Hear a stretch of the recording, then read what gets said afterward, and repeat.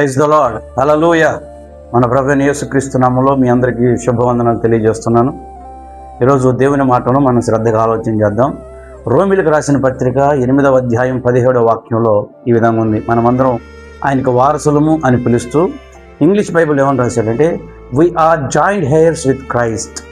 యేసుక్రీస్తుతో కూడా మనకు స్వాస్థ్యం ఉంది, యేసుక్రీస్తుతో కూడా మనం వారసులము అని రాశారు. ఇక్కడ మనం గమనించాల్సిన విషయం ఏంటంటే, యేసుక్రీస్తుతో కూడా మనకు వారసత్వం ఇవ్వబడింది అన్నాడు.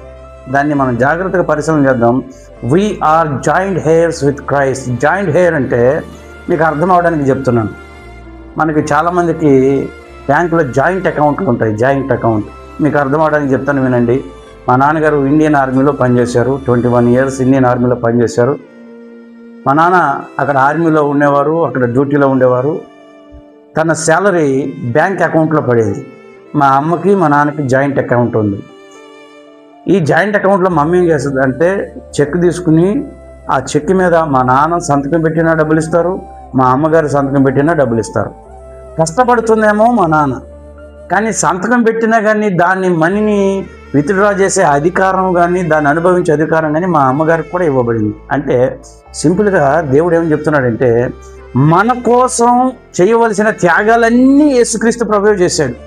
సింహాసనాన్ని విడిచిపెట్టాడు, పరలోకాన్ని విడిచిపెట్టాడు, ఈ లోకంలోకి అడుగు పెట్టాడు, మన కొరకు శ్రమను అనుభవించాడు, వేదనను అనుభవించాడు, కొరడాలతో దెబ్బలు తిన్నాడు, తన రక్తమంతా ధారపోసాడు, సిలువలో తన ప్రాణాన్ని బలియాగం ఇచ్చాడు.